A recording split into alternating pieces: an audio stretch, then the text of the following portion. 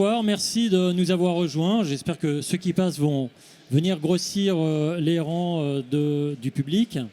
Je suis très heureux, je suis Mathieu Azanam, je suis le rédacteur en chef du média Ours et je suis très heureux d'animer cette conférence sur l'industrie, l'image de l'industrie, l'image et les jeunes. On va voir avec Top Fab, ce top chef de l'industrie, comment les industriels s'adressent aux jeunes à travers cette compétition de robots qui donne lieu à une web-série. Pour cette table ronde, vous voyez, je suis bien entouré puisque Caroline Chicard-Kubler est directrice générale du groupe Montblanc Média. Dany est le lycéen et chef d'équipe, et il n'y a pas indiqué youtubeur, mais aussi avec une chaîne Cassoulet Cosmique. Cassoulet Cosmique, ouais. C'est bien ça. Guillaume Créziac de Pfeiffer Vacuum. On dit Pfeiffer, tout simplement. On dit Pfeiffer, ça ira. Ouais, bon, très bien. Et à mes côtés, Olivier Nicolin, donc PDG de Nicomatic. Écoute, la première question. Alors on va se tutoyer, comme ça on va briser un peu la glace. Caroline, on va voir dans quelques minutes une petite vidéo, mais d'abord, je voulais que tu nous expliques comment t'étais venue l'idée d'avoir ce top chef de l'industrie. Tu travailles dans un groupe de médias, donc forcément ça doit aider un petit peu. Mais comment tu as eu cette idée? Comment elle t'est venue? En fait, c'est l'observation, c'est le fait d'être curieux sur ce qui se passe sur son territoire. Donc, la région Auvergne-Rhône-Alpes, c'est la première région industrielle de France. Et en Haute-Savoie, là où on est implanté avec Radio Mont-Blanc, en fait, c'est vraiment un berceau de l'innovation industrielle depuis 150 ans. Et ça représente un quart de l'économie du département. Ça, c'est un premier fait. Quand la moyenne nationale est à 11-12%, donc la moitié. Donc, une fois qu'on s'est dit ça, on comprend à quel point c'est structurant. Et nous, chez Radio Mont-Blanc, on aime bien faire des sujets du territoire, des vraies priorités éditoriales et partenariales parce qu'elles rassemblent. Donc on s'est dit qu'il y avait un sujet. La deuxième chose, c'est qu'on voit qu'il y a un besoin crucial, vital de recruter des jeunes. On a besoin de vous, les jeunes. Les industriels ont besoin de vous, les jeunes. Vous êtes la nouvelle génération qui allait incarner, porter l'industrie. Donc on a vraiment besoin de vous, de vos nouveaux modes de réflexion. Et paradoxalement, en fait, l'image de l'industrie, elle souffre un petit peu malheureusement auprès de certains publics. Donc on s'est dit qu'il y a un décalage en fait entre la perception et la réalité, et on s'est dit il faut réaligner tout ça. Donc pour réaligner, on s'est dit il n'y a pas 36 solutions, il faut communiquer dans les médias, et les médias de proximité ont un rôle à jouer comme le nôtre, parce que les médias de proximité, ils ont un truc super fort avec le public, c'est la confiance. La confiance, c'est une relation auditeur ou lecteur, c'est le cas du Dauphiné aussi, bien évidemment, qui nous accueille aujourd'hui, c'est le cas de Radio Mont-Blanc et de plein d'autres médias locaux. Cette confiance-là, elle permet d'accueillir du coup un contenu de manière très saine et de le faire vivre tout simplement. Donc ce contrat de confiance-là, il est super clé pour pouvoir pousser un contenu. Alors tu parles de l'importance de la presse locale. Moi, ce que j'ai trouvé intéressant dans l'initiative, c'est que pour s'adresser aux jeunes qui ne lisent pas forcément la presse locale, il y a les réseaux sociaux et donc le format vidéo s'y prête très bien. Peut-être qu'on peut regarder la vidéo. On va regarder le début du reportage. Il y a 3 lycées qui sont dans cette aventure. À Cluse, à Saint-Jouard et à Sénaux. Là, on va voir un épisode avec quel lycée? Avec le lycée Amédée Gordini, juste avant, quand même, pour que le public ait bien en tête. En fait, au départ, ça part d'une compétition de robots, ce top chef de l'industrie qu'on a voulu monter. Donc, on collabore avec Robotics First France, qui est reconnu par la French Fab, sur cette opération Top Fab. Et en fait, eux, ils fournissent des robots en kit, en fait, en pièces détachées aux élèves. Et ils vont avoir à le monter pendant toute l'année. Monter pourquoi? Parce qu'ils vont devoir participer à une compétition de robots qui aura d'ailleurs lieu dans 2 mois à Lyon. Et donc ça va être des matchs de robots. Et pour ça, nous, ce qu'on a souhaité Radio Mont-Blanc, c'est apporter une dimension supplémentaire qui était le mentoring. Et donc il y a des entreprises industrielles qui sont avec nous aujourd'hui, donc Guillaume Pfeiffer, Nicomatic avec Olivier, et puis également le groupe Bontaz, qui les parrainent en fait et qui vont les aider à assembler le robot. Donc en fait, on va pouvoir avoir à travers ce programme audiovisuel en plusieurs épisodes, qui est effectivement digital native, avoir en fait à capter ces rencontres. La chose la plus importante là-dedans pour moi, ce sont les rencontres et le dialogue qui va s'installer entre 2 mondes qui pensaient peut-être qu'ils n'étaient pas faits pour s'installer, pour s'exprimer ensemble, mais en fait si, ils ont tout à construire ensemble. Et c'est ça qu'on met en lumière. Allez, on va regarder ça en images, le premier épisode. Alors évidemment, la technique me lâche. Non, il a dit une deuxième fois. Robotique First France, c'est une association qui a pour but d'intéresser les jeunes aux sciences et technologies grâce à une compétition de robotique pour les jeunes.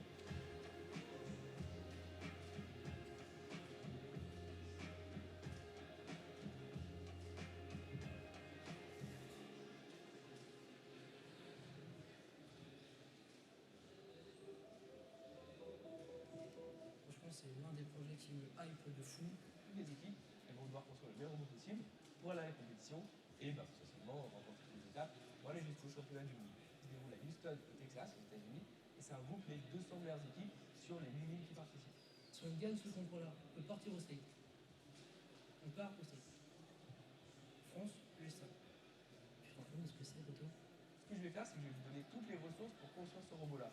Par contre, une fois que ce robot-là est fini, moi ce que je vous conseille, c'est de l'améliorer, d'aller plus loin, parce que les deux autres lycées qui sont suivis par Momentum Fab, ce serait bien si vous vous arrivez premier parmi les équipes. J'aimais bien un peu le challenge. Je voulais découvrir ce que c'était un vrai concours. Un concours d'une ampleur comme ça, c'est quelque chose. Dans cette boîte-là, vous avez la capacité de construire un robot qui permet de faire 40% du jeu.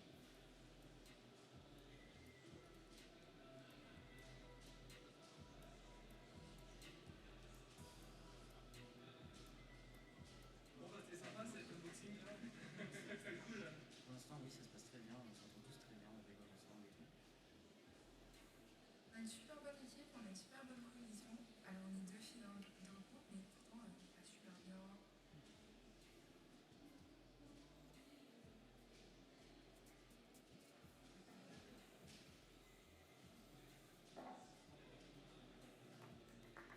C'est vraiment votre projet, c'est votre robot, c'est votre équipe. Vous en faites ce que vous voulez, comme dans toute équipe sportive. Si les joueurs veulent bien s'entraîner, ils ont forcément besoin de sponsors qui vont procéder au financement de l'équipe. Vous allez suivi par des professeurs, des professionnels de l'univers industriel. Le but de ces mentors-là, c'est de ne pas vous donner les réponses, mais de répondre à vos questions et de vous orienter vers les bonnes solutions, vers les bonnes ressources. Lionel Ferrofinis, moi je suis directeur industriel de Pfeiffer. On fabrique des pompes à vide. C'est des produits qui sont utilisés dans l'industrie du semi-conducteur. N'hésitez pas, on sera là pour vous.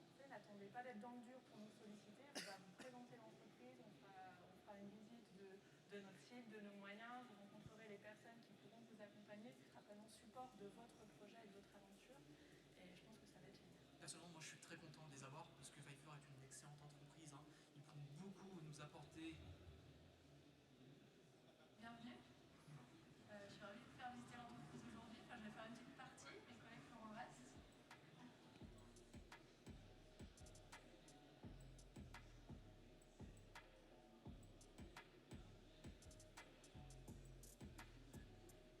La particularité dans cet atelier, on peut simplifier un opérateur en mettant finalement une assistance robotisée.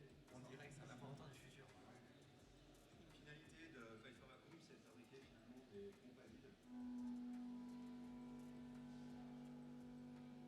Les molécules de gaz à l'intérieur là, veulent reprendre leur place, elles se chamaillent là, parce qu'il y en a encore à l'intérieur.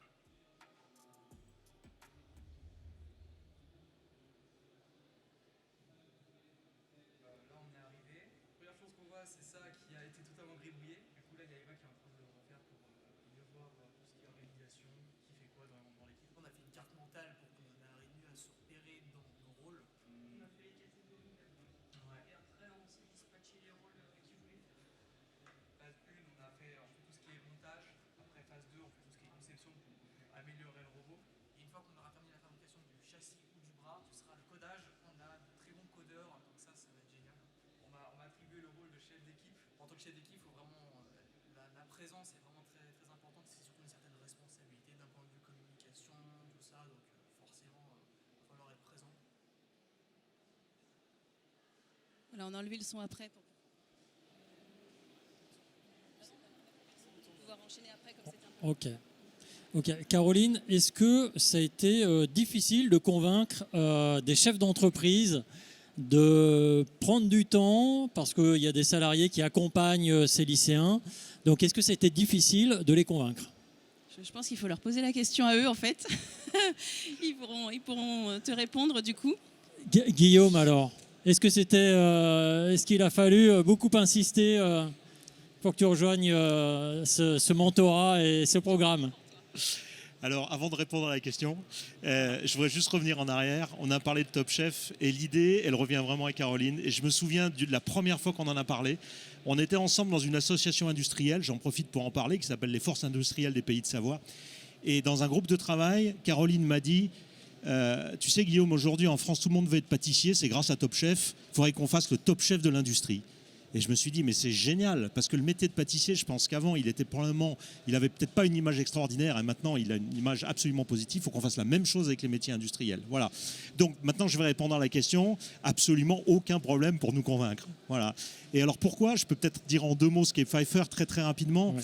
Donc Pfeiffer Vacuum, ça a été dit dans la vidéo, on fabrique des solutions de vide. Alors c'est pas les aspirateurs, hein, c'est des vides poussés, particulièrement utilisés dans la fabrication des semi-conducteurs. Hein. Ici, on a la région, on a ST Microélectronique, on connaît bien ça. On fait partie d'un groupe familial qui s'appelle Bush. Aujourd'hui, on est plus de 8500 personnes dans le monde, à peu près 2 milliards de chiffre d'affaires. Moi, je dirige la filiale française qui est à Annecy, à peu près 1000 personnes.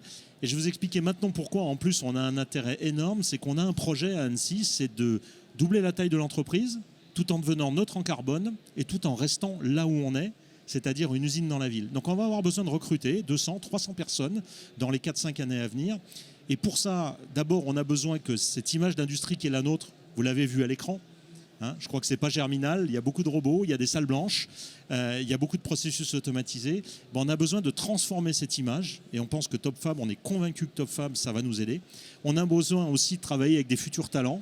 Bon, j'en ai en particulier à un côté parce qu'il va falloir les trouver, ces 200 ou 300 personnes. Donc on a vraiment besoin de faire tout ça. Donc c'est pour ça que ce programme TopFab, on n'a pas hésité une seule seconde à foncer. Dany, on parle de l'image des jeunes qui n'est pas toujours très favorable vers l'industrie. Toi, c'était quoi l'image avant et maintenant que tu as lancé le projet, qu'en plus tu es chef d'équipe ? Par rapport à quoi ? À l'industrie ? Oui, ou l'image que tu en avais avant de rentrer à Pfeiffer, d'être en contact avec...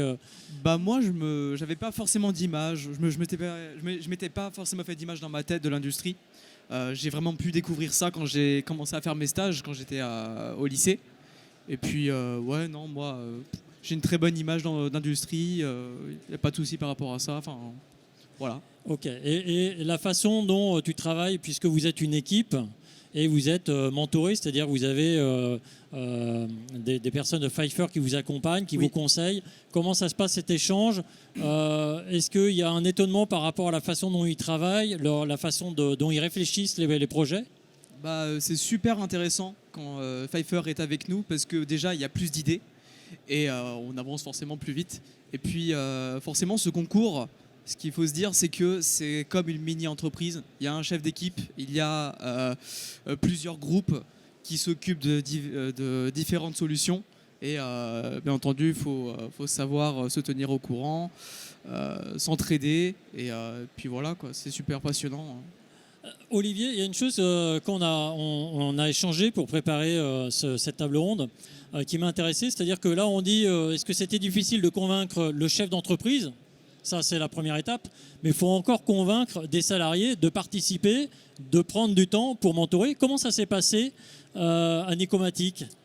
Donc nous, Nicomatic, on est une entreprise du Chablais, donc aussi en Haute-Savoie. On fabrique des connecteurs, à peu près 800 personnes et 100 millions d'euros de chiffre d'affaires. Donc un peu plus petit que nos amis de Pfeiffer, mais on aime bien la compétition. Donc déjà, c'était un premier élément de dire s'il y a d'autres entreprises de la Haute-Savoie, pourquoi pas nous ? Pourquoi on ne pourrait pas aussi accompagner des lycées du Chablais, qui ne sont pas exactement dans le Chablais, mais c'est quelque chose d'important de dire, voilà, on a un certain équilibre dans le territoire. Et ce qui était vraiment fabuleux dans cette aventure, c'est que c'est plutôt les jeunes qui ont choisi leur mentor. Donc on leur a présenté aussi un peu l'entreprise dans le même état d'esprit, avec, comme disait Caroline, une notion de confiance et de lien. Donc il y avait certains collaborateurs qui étaient déjà en fait allés dans ces lycées il y a quelques années. Donc ça permettait de redonner aussi du sens à ce qu'ils ont pu faire et de dire voilà, on peut rentrer aussi chez Nicomatic ou dans d'autres industries en faisant ce genre de parcours. Et donc, voilà, les jeunes, ils sont allés voir différentes personnes, différentes activités pour dire est-ce que tu pourrais m'aider là-dessus, qu'est-ce que tu penses là-dessus. Donc, en fait, ils ont mieux compris aussi ce qu'était l'industrie. Parce qu'en fait, ils ont posé les questions pour dire qui fait quoi, comment je peux le faire, comment je peux arriver en fait à mon résultat. Parce que l'industrie, au départ, c'est un solutionneur. Donc, on essaie de trouver des solutions pour un monde meilleur. En fait, et donc, attirer les jeunes après pour tout ça. Alors, j'ai demandé à Dany ce que lui pensait de l'industrie, mais j'ai envie de demander à nos deux chefs d'entreprise, quelle image vous aviez des jeunes? Est-ce que vous dites c'est une génération compliquée, ils n'ont pas toujours envie de travailler, ils sont pas toujours... Ou est-ce que vous dites non, en fait, ils sont là et en fait, il faut qu'on aille les chercher parce qu'il y a de l'énergie. Guillaume. Alors, Dany me souffle, tu peux dire la vérité. Donc, je vais dire la vérité. Je vais commencer par dire une chose, parce qu'il faut bien qu'il y en ait un de nous deux qui commence. Olivier, on va gagner. Hein. Voilà, maintenant que je l'ai dit. Non, en fait, je ne sais pas si j'ai envie de dire quelle image j'ai des jeunes. Je ne suis pas sûr que ce soit intéressant. Moi, ce que je voudrais dire, c'est on travaille ensemble et on apprend énormément des deux côtés. Tu as posé la question, effectivement, en quoi Pfeiffer pour vous aider? Je pense qu'effectivement, dans la technologie, on peut vous aider. Mais moi, ce que j'ai dit, et je l'ai dit lors d'une interview, tu l'as dit, c'est un projet ou c'est une mini-entreprise. Donc moi, je les vois fonctionner en groupe projet. Et nous, on développe des produits. On développe beaucoup de produits. Donc des chefs projets, on en a des dizaines. Des produits, on en a des dizaines. Et des projets qui ne marchent pas bien, on en a plein aussi. Et on a des chefs de projet qui ont du mal à trouver des solutions. Et ce que je veux dire, c'est que moi, je suis persuadé d'une chose. C'est quand ce projet sera fini et qu'on aura gagné, je l'ai dit 2 fois, on va les accueillir, ces jeunes, chez nous, et on va les faire rencontrer nos chefs de projet. Et on va dire, quel problème tu as eu, toi? Tu as eu ça? Oui, on a eu le même. Et quelle solution tu as trouvé? Et je suis persuadé que les solutions qu'ils vont avoir trouvées, on n'y a jamais pensé à l'intérieur. Donc moi, c'est ça qui m'intéresse, c'est cette pensée autrement, cette pensée différente. Parce qu'encore une fois, il n'y a que 2 choses qui marchent, hein, c'est la diversité et le faire ensemble en intelligence collective. Donc moi, c'est ça qui m'intéresse. Je ne sais pas quelle image ils avaient ou comment ils étaient. Tout ce que je vois, c'est comment ils sont et comment ils vont être. Et encore une fois, quand je les vois fonctionner, moi, j'ai un avenir, plein d'espoir devant moi, quoi. Olivier. Donc on va gagner ensemble parce que je crois que j'ai appris que en fait à un moment on est 2 contre 2 et après on verra comment ça se passe. Donc on va trouver pour travailler ensemble dans on va éliminer Bourtaz, hein, voilà, c'est ça. Ouais. Ils sont pas là donc c'est facile. Voilà. Moi j'ai 4 enfants donc de 8 à 20 ans. Et donc c'est vrai qu'ils se posent beaucoup de questions pour dire qu'est-ce que je vais faire plus tard. Et l'entreprise peut faire peur en fait, hein, donc c'est vrai que même si ils sont bien sûr bien accueillis, de dire voilà quelles sont les barrières. Donc moi c'était aussi un élément de compréhension de dire comment les jeunes perçoivent l'entreprise et comment on peut on va dire lever ces barrières. Et je le vois dans l'œil de mes enfants que voilà, donc ça peut avoir quelque chose de très positif quand on ose mettre un premier pas et de dire c'est un lien de confiance qu'on va pouvoir mettre ensemble et travailler différemment aussi avec le monde adulte parce qu'en fait c'est vrai que les adultes qu'ils ont devant eux, ce soit les parents, soit les professeurs et donc ça serait peut-être une autre façon aussi de travailler en collaboration, en coopération et en apprentissage et pas dans le mode qu'ils ont l'habitude de connaître. Et c'est une 3e voie qui, j'espère, leur fera plaisir pour pouvoir continuer dans l'industrie. Dany, les équipes ont des noms, hein, donc 3 équipes, 3 noms différents. Peut-être que tu peux nous dire le nom de ton équipe, comment vous l'avez trouvé? Alors nous, c'est Dinitech, Gordini, Tech, technologie, voilà. Et on a même trouvé un nom pour notre robot, qui est donc le Gordinator. Voilà. D'accord. Et tout de suite menaçant, là, on sent qu'il est fité pour la compétition. C'est important d'avoir un nom, d'avoir ce sentiment peut-être de faire partie d'une équipe et de se nommer, de ne pas être juste l'équipe de Pfeiffer ou l'équipe de Nicomatic. Ah oui, très important. Ouais. Ça permet de montrer qui on est, tout simplement. Voilà. Là aussi, il y a peut-être un parallèle avec les valeurs d'une entreprise, de dire on défend nos couleurs. Olivier. Notre équipe, c'est Rocket Mountain. Donc, parce qu'on veut aller à Houston. Et on ne va pas avoir trop de problèmes. On espère qu'on va pouvoir décoller. Et donc, et puis les montagnes, bien sûr, c'est ce qui nous porte dans notre région. Et puis voilà, avoir ce sentiment d'appartenance, tout de suite, c'était important d'avoir un groupe WhatsApp, de partager, d'avoir des maillots, d'avoir une fierté, on va dire, de porter ces maillots, de porter les couleurs de l'équipe partout où on est, pas seulement dans l'école ou l'entreprise, mais même aussi à l'extérieur. Donc tout ce qui est réseaux sociaux, je pense que c'est quelque chose d'important d'avoir en fait la fierté au niveau de la communication autour de ce projet, parce qu'on espère bien que TopFab fera des petits et que l'année prochaine on sera encore plus nombreux dans la région et puis pourquoi pas au niveau national. Alors je vais me tourner vers vous qui êtes dans le public. Si vous avez un témoignage à apporter, un complément d'information, n'hésitez pas, ou une question, n'hésitez pas à vous manifester pour qu'on puisse vous tendre un micro. On reviendra vers vous encore tout à l'heure. Caroline, on a parlé de réseaux sociaux. Là, il y a quelque chose, effectivement, il y a le travail des équipes avec les entreprises et il y a aussi l'aspect réseaux sociaux. Et il y a un petit challenge dans le challenge. Voilà, donc ne vous battez pas pour gagner ou perdre. Il y a aussi une deuxième possibilité. On a créé en plus, parce qu'on est un média, un concours dans le concours, effectivement, un concours de créateurs de contenu. Parce que dans ce programme de fierté industrielle, la fierté, elle passe aussi parce que comment communiquent les jeunes avec leur code à eux également. Donc sur les réseaux, en fait, les jeunes filment toutes les étapes de ce qu'ils peuvent faire avec les robots. Et puis, ils ont à les mettre sur les réseaux sociaux. Et le but, c'est qu'en fait, on a créé 2 catégories.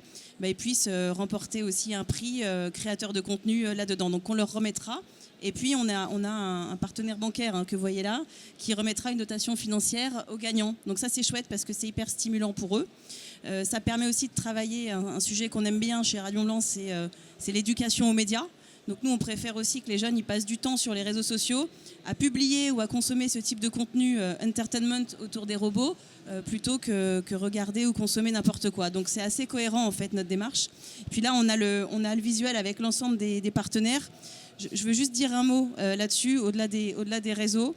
On a ce sujet de rassembler aussi chez Radio Mont-Blanc. Et TopFab, c'est rassembler un écosystème en fait, jeunes et industrie.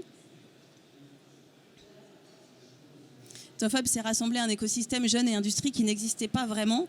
Et là, en fait, on rassemble à la fois les scolaires, à la fois les entreprises, les associations, les politiques, les institutionnels, avec un média qui fait le lien. Ça permet d'être un porte-voix super puissant à partir d'un territoire, encore une fois, qui a un vrai ADN industriel. Et le territoire, le local, cette proximité-là, c'est des liens qui sont très forts. Donc nous, on veut continuer dans cette voie et on diffuse des épisodes sur nos réseaux sociaux, puisque tu parlais des réseaux sociaux. Donc ce sont des épisodes digital native, on va dire, qu'on retrouve sur YouTube, sur tous nos réseaux sociaux. Voilà. Messieurs les chefs d'entreprise, je voulais vous poser une question qu'on n'a pas préparée, mais c'est les réseaux sociaux justement. Comment vous les utilisez ? Je regardais vos comptes LinkedIn. Alors LinkedIn, c'est quand on est professionnel, logique d'y être pour voir, prendre connaissance des entreprises, voir son activité, voilà. Comment vous les utilisez, les réseaux sociaux ? Les jeunes, peut-être que ce sera plus Instagram, voire TikTok. Est-ce que ça entre dans votre réflexion de communiquer ou déjà de commencer par relayer TopFab, ces épisodes ? Je pense que je ne vais pas vous surprendre, c'est pas trop ma génération, mais heureusement que j'ai d'autres personnes autour de moi. Donc c'est vrai que nous on a des comptes nicomatiques. Notre stratégie média, c'est qu'en fait chacun est libre de poster au niveau de nos vingtaines de filiales dans le monde. Donc en fait on a des comptes LinkedIn, des comptes Instagram, des comptes TikTok un peu partout et qui se répondent et qui surtout on va dire s'encouragent et peut-être parfois même une certaine compétition. Et donc c'est un petit peu dans cet univers-là. Moi mon compte LinkedIn, je suis plutôt dans une notion de support, donc d'encouragement, de like, de donner envie. Mais je ne suis pas un apporteur de médias très, très performant, en tout cas pas pour l'instant. Guillaume, et vous, de quelle façon Pfeiffer les utilise ? De plusieurs façons. Tu as cité effectivement le compte LinkedIn. Alors au niveau du groupe, on a un compte LinkedIn et puis on a un compte LinkedIn en fait dans chaque filiale de façon similaire. Donc on alimente effectivement beaucoup ce compte avec tous nos événements. Parce qu'à travers tout ça, en fait, je l'ai dit au départ, nous on veut diffuser une certaine image de l'entreprise, de l'industrie, de la nôtre en particulier, et donc de diffuser cette image d'attractivité, de faire comprendre à tout le monde qu'encore une fois, travailler dans l'industrie, travailler chez nous, en fait, c'est chouette, c'est intéressant, c'est moderne, c'est agréable, et donc on se sert beaucoup de ça. Ça, c'est la première chose, c'est les réseaux sociaux externes. Mais on a aussi des réseaux sociaux internes dans l'entreprise. Voilà, on a tout un ensemble, on en a un qui s'appelle PV World, voilà, et dont on se sert beaucoup, justement aussi pour, à l'intérieur de l'entreprise aussi, faire passer tout ça. Et là, qu'est-ce qu'on cherche à atteindre ? On cherche à expliquer la vie de l'entreprise à tout le monde, et on cherche aussi à faire passer de l'émotion, à faire passer des événements, et là aussi, on diffuse ces épisodes les uns après les autres. Voilà. Donc voilà comment on se sert de ces médias externes et internes en permanence autour de l'événement. Parce que cet événement, enfin je ne sais pas si j'aurai l'occasion de le dire plus tard, mais c'est une aventure, au-delà de l'intérêt, de l'objectif de changer l'image de l'industrie dans le grand public, c'est une aventure humaine de cette équipe et de nous à travers eux. Et je l'ai cité, nous on a un très gros projet qui est aussi notre aventure et on aime bien effectivement s'associer à l'aventure des autres, ça nous donne aussi de l'énergie à l'intérieur. Donc on l'utilise beaucoup sur nos réseaux sociaux internes et externes. Dany, puisqu'il y a un challenge dans le challenge, c'est quoi la stratégie pour remporter déjà ce challenge sur les réseaux sociaux ? Partager un maximum notre aventure, tout simplement. En faisant des stories, des publications, des photos. Par exemple, lors de la venue de Pfeiffer, on a fait une photo pour dire qu'ils sont venus nous rendre visite, nous aider. Voilà, mettre notre aventure en ligne. Puis voilà. Très bien. Je me tourne à nouveau vers vous. Très bien. Il y a une main qui se lève. Est-ce qu'on a un micro voyageur ou est-ce qu'on doit en prendre un sur scène ?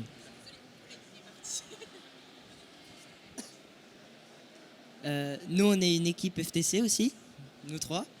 Enfin, on n'est pas que nous trois. Il y a aussi le nom de l'équipe ? des élèves. RBL Techmaker. C'est à Lyon, là. Très bien. Et on tenait à dire que on va gagner. On va vous défoncer. Ok, merci beaucoup. C'est tout. Rien de plus à ajouter ? Non. Bon, et vous n'avez pas laissé tomber le micro, c'est bien. Est-ce qu'il y a un autre derrière vous ? Merci. Moi, je voulais savoir si au sein des élèves, il y avait une différence qui s'opérait entre la population féminine et la population masculine par rapport à ce concours. Est-ce que vous sentez un peu comme le cliché pourrait le laisser penser que les filles, la tech, ça les intéresse pas et les robots encore moins ? Ou est-ce qu'au contraire, on a des belles surprises et que le cliché si répandu n'est pas forcément vrai ? La question est pour qui ? Pour vous tous. D'accord. Je peux commencer si tu veux. Vas-y. Ce qui est super, on l'a vu un peu dans la vidéo, c'est qu'effectivement dans l'équipe, il y a combien ? 2 filles, 3 filles ? 2 filles. Il y a 2 filles. Ouais. Il y a 2 filles. Et il y en a une qui s'est exprimée et qui a eu l'honnêteté de dire ouais, moi au début, bon voilà, mais finalement c'est génial. Et ça, alors, non seulement ça se passe très bien, pourquoi ça se passerait pas bien ? C'est évidemment, elle apporte son savoir-faire, elle apporte ses compétences, elle apporte tout ça à l'équipe. Mais là où je veux en venir, c'est que à l'intérieur de notre entreprise, on a un groupe qui s'appelle les industriels, apostrophe E2LES, qui a aussi comme but de promouvoir l'image de l'industrie auprès de la population féminine. Donc pour nous, c'est génial. Parce que on est double gagnant, parce qu'à travers cette équipe où il y a 2 filles, donc ça nous fait une caisse de résonance absolument extraordinaire. Donc évidemment que ça se passe bien. Il n'y a aucune raison pour que ça ne passe pas bien dans la conception d'un robot. Et ça fait aussi beaucoup résonance avec la population féminine qui est chez nous.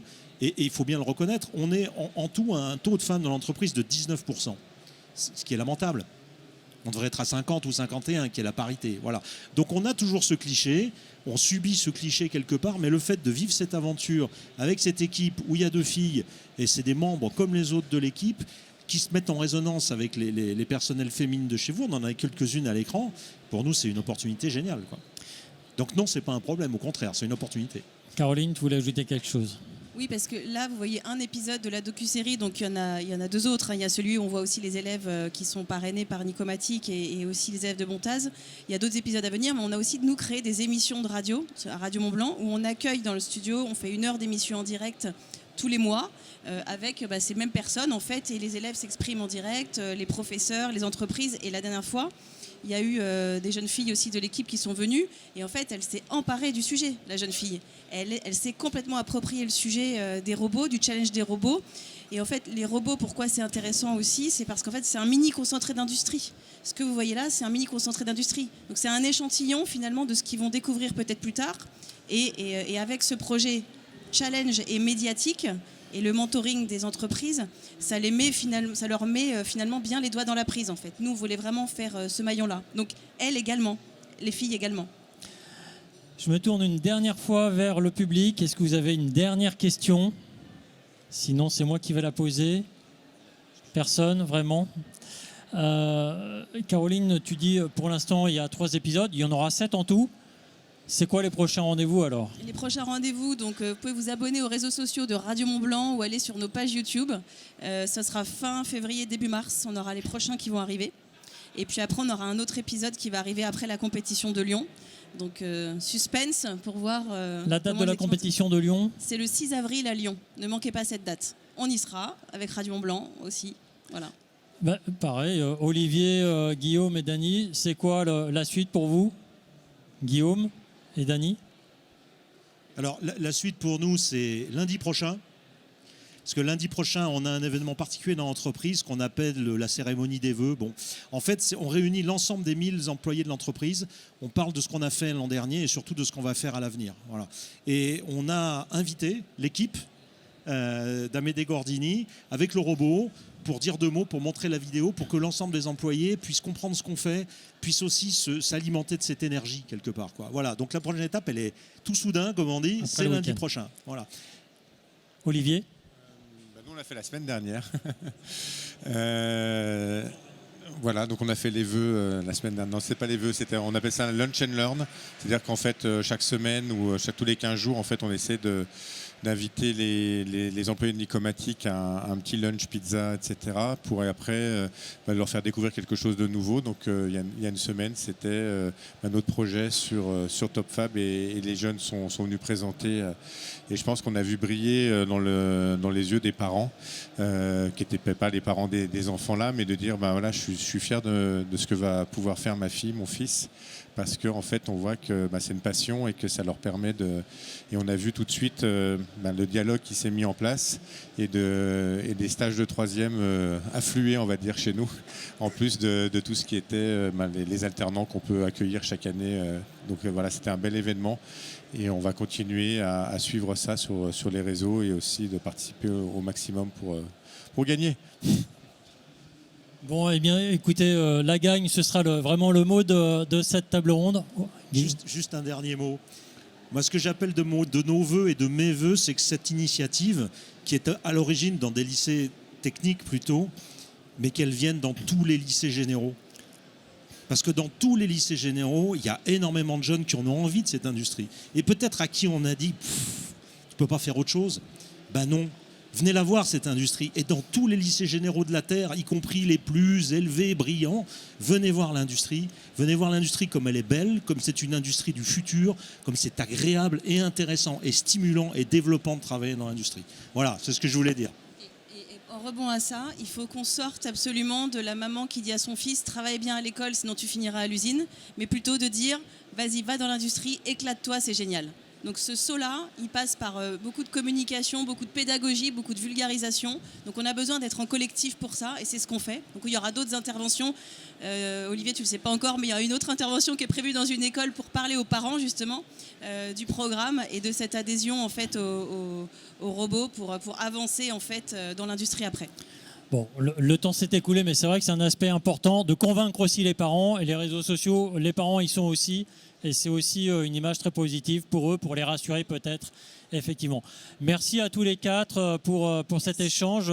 On reste à votre disposition. Et puis j'ai envie de dire, on reste en contact avec les réseaux sociaux. Vous pouvez aller sur Bontaz, Nicomatic, Pfeiffer, ou bien sur le de Dinitech, le compte Instagram. Et puis vous pouvez me suivre aussi. Et Radio Mont Blanc, bien sûr. Et puis, écoutez, puisque c'est moi qui ai le mot de la fin, moi je ne suis pas venu les mains vides. Puisque je suis le rédacteur en chef de Ours, ça vous intéresse, j'ai amené quelques exemplaires sur l'industrie et sa communication. Merci à tous.